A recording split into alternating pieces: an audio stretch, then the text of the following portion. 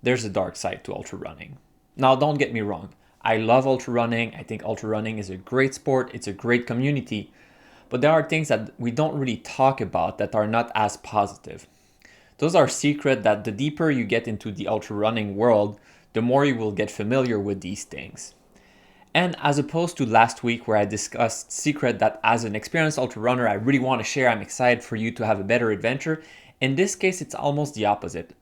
It's things that sometimes we avoid talking about. It's kind of the ugly truth about ultra running.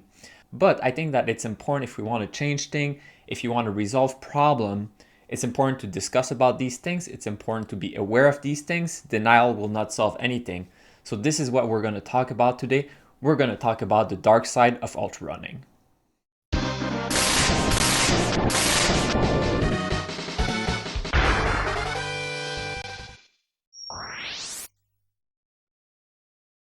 Hi, Simon here. Welcome to my channel. I'm an experienced ultra runner on my way to racing 100 mile ultra marathon. On my channel, you can follow my adventure, and I provide also a lot of tips video that comes from a lot of experience that are also very transparent and very honest. As you know, on my channel, I really strive for transparency and honesty. Even if sometimes we wish the truth was not the truth, or the truth is not as beautiful as we would want it to be. And that's really the topic of today. Today, I'm going to discuss about some dark side of ultra running, some of the things that I wish were not like that, but are like that. And hopefully increasing awareness here instead of denial and talking about these topics that are sometimes difficult topics to talk about will help increase awareness, will help us as a community drive towards solution, and as an individual can help you have a better experience and take the most out of ultra running.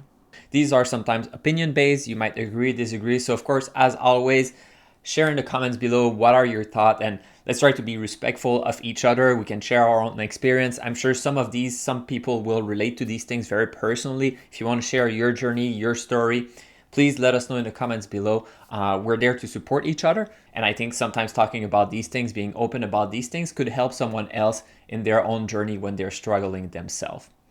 Something that is very sad and unfortunately relatively common amongst runners is eating disorder and body dysmorphia.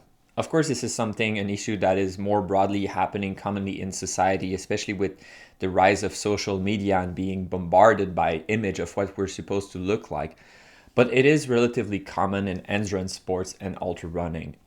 And this is a topic that is very difficult and uncomfortable to talk about because there's a lot of suffering that is associated to that. So I would start by saying, if you think this is affecting you, I think reaching out to other people can be important, or potentially healthcare professional. This is something that can be pretty serious. There's of course different degrees to it, but if there is suffering associated to that, both physical or emotional or mental, I think seeking help is something that is normal and should never be perceived as a sign of weakness. I think one of the purpose of living is to live and to be happy. One of the purpose of running is to be happy and to be healthy. But sometimes these image of what we should do or what we should look like can really be invasive and be very difficult to live with. And this is something that is relatively common in ultra runner of all level, and you wouldn't know it. It's true both at the professional level, amateur level. We're always next to other people, and that will kind of affect our own perception of ourselves. When we're training very seriously, sometimes we have to count calories, which can lead to eating disorder.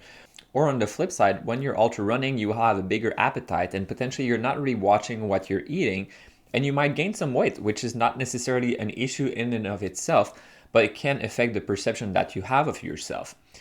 And really, I wish I had great recommendation on how to solve it, but this is something that is very difficult. It's even difficult to talk about it. I feel uncomfortable talking about it right now. I wish that was not the case. I wish nobody had these issues, but it is unfortunately common. And the only thing I want to say, the only thing that I can say really is that you're not alone. This is something that is difficult to deal with. This is something that is serious, and seeking help can be very important. After racing a big race, after training for months and months and months, the big day arrive, and you've trained so much for so long, and you're very excited when you cross that finish line and you have your buckle and this is great, and potentially for a few days you're kind of in the cloud. But sometimes there is this feeling of emptiness. You had something that was driving you, that was pushing you to train really hard, and you had a clear purpose, a clear goal, something that was exciting you, a dream race, and now it's in the past, and now you have nothing. And sure, you can sign up for another race, but I think something that is relatively common is that after a big event, you lose motivation to run or to train, or just overall there was this high and energy and endorphin and everything, and it's so great, and then floop, we go back to kind of normal. If you go on vacation for a week and it's so wonderful, and then you come back to normal and it's like, wow, nothing has changed. It feels a little bit like that, kind of the blues post vacation, then it's the blues post race. It can happen to everyone, and it won't necessarily happen every time. For myself, this is pretty rare, but it has happened a few times. And it will get back to normal. You will get back to normal. What can you do to solve that? I mean, there's different ways. For me, myself, I try to always have something in the calendar that I'm looking forward to. And it's difficult because you can't always have something that is more exciting than the last one. It's either having something else on calendar or being simply nice to yourself and accepting to, yeah, I'm not motivated to run right now, to train right now. It's so much work. I don't really feel like doing it. Fine. Don't do it. You don't always have to train. You don't always have to stay at the peak of your game. It's good to have seasonal training where you will ramp up your training towards racing season, and then after racing season you go back down in a volume that is much more manageable, or not running at all, or doing another sport, changing it up. I think this is important to keep the motivation. You can try to seek something else, cross training. I mean, I won't even judge you if you decide to say, hey, I'll try an Ironman. Like, that's okay. We all do mistakes. Doing something else, a new challenge, can be exciting. Or simply accepting, yeah, right now I'll take more time for myself. I'll go to bed early. I'll do these things, and eventually it will come back. But before we dive any deeper, as you know, I recently started a Patreon page. If you want to support my channel, that's a great way to support it. On the Patreon page, you can be a member for free, actually. And recently we started a small series with Nora, which is the Pacer Corner with Nora, where we give snippet of tips to be a good pacer and also a funny dad joke. And the reason we share these jokes, it's pretty simple. When you're a pacer, one of the things that is really helpful is if you're able to make your runner laugh. So please have a look at my Patreon page and have a look at the Pacer Corner with Nora. I think the personality of ultra runner, we tend to be overachiever, to always want to do more, to always run faster, longer. And I think that's great. I think it's great to be ambitious, but it's great also to understand where the ceiling is in terms of this is actually too much. And there's a lot of people that will either overtrain or overrace. And hey, I hear you. I'm going to talk about that in a second. And this is what we see a lot. That's what is encouraged. And it's not bad to train hard, for example. Training hard is good, but training too hard is not good. And where do you draw the line? What is too much? How many miles a week is too much? There's no specific answers for that. It depends what your goals are.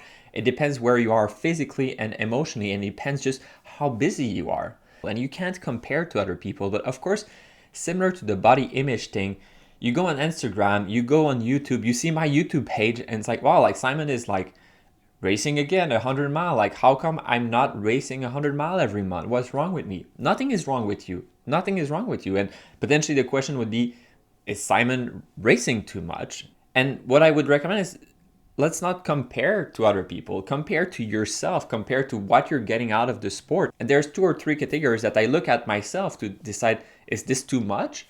Or no, it's a lot, but it's not too much. And the first one, the one that is pretty obvious, that I talk a lot on this channel and that really is guiding a lot of my training tips video, it's how is your body doing?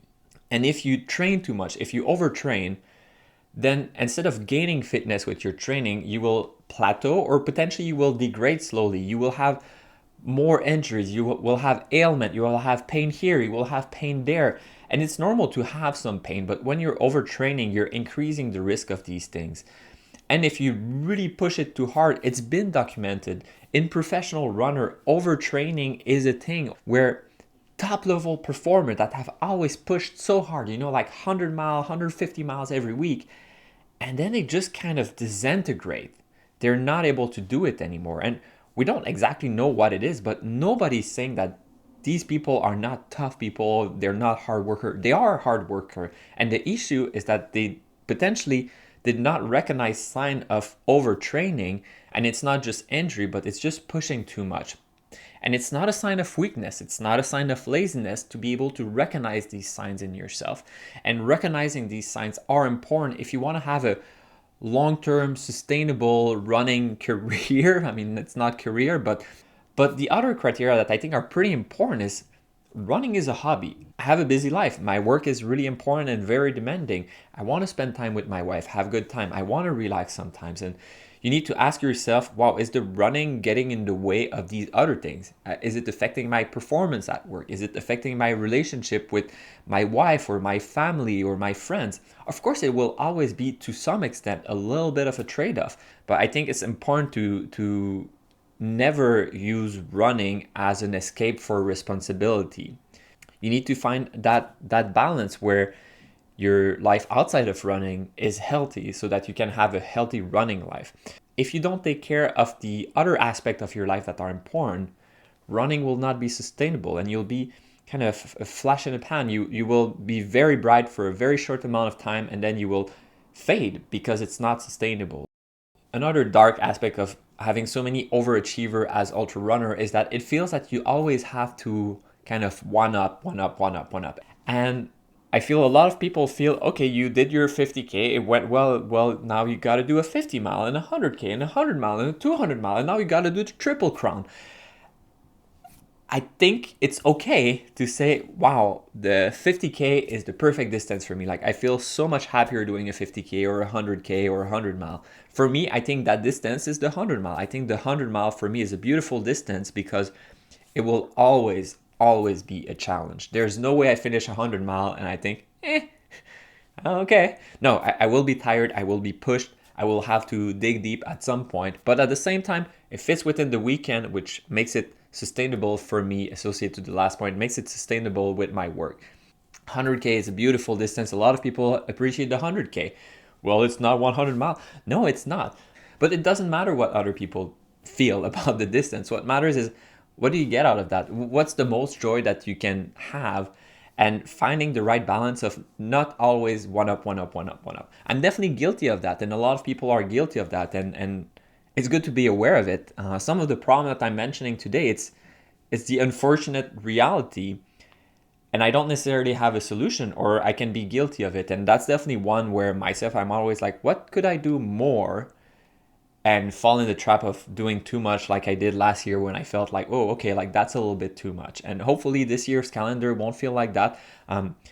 If you've seen my calendar, it's on my Patreon page. You don't need to pay. You can just go there and see my calendar. And what people will probably notice is I have fewer races. So what I decide to do is that I'm doing fewer events, but I'm really focusing on things that I'm really excited about. There's not a single race in there I'm like, oh yeah, that's gonna be great. And some of these are 200 miler, which will take more time. But because I have less race, I hope that it will help balance things out. But I don't know. Potentially I will feel that's just a little much.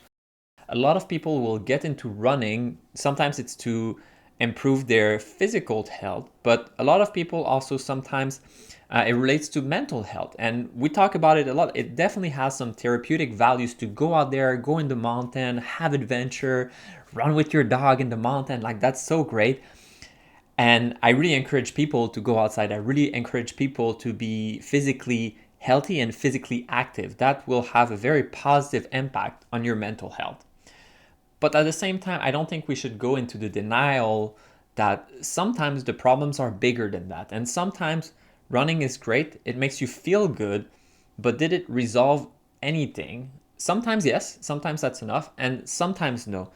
So instead of denying that, sometimes, yeah, running is great, but sometimes we need an extra hand, we need a little bit more help, and doing both at the same time can have the most benefit for you and can really resolve things for the long run. All right, and that's it, folks. This was the dark side of ultra running, things that feel a little bit uncomfortable to talk about, and you probably notice even in this video, I'm not as positive as I usually am. I struggle a little bit more in finding my words. And the reason is, yeah, I try to write the script. I try to follow it, but it feels uncomfortable. I wish I didn't have to talk about these things, but not talking about these things won't make them disappear. In fact, I think that talking about these things, even though it's uncomfortable, even though some people may disagree with that, I think that increases awareness, and increasing awareness together as a group, as a community, we can work towards improving. Nothing that I said today changed the fact that I love ultra running, I love trail running, I love people in the community. Awareness is important, but it doesn't change the fact that this is such a beautiful sport, and I really hope that everyone has a great experience. But I'm curious to hear your thought. Let me know in the comments below, can you relate to some of them? Are there a dark side to ultra running that you're sad or disappointed to find out, that you want to share with problem issues that you see that we should talk about as a group so that we can resolve together? Let us know in the comments below. As always, thanks for watching. Please leave a thumbs up, share with your friends, and see you next time.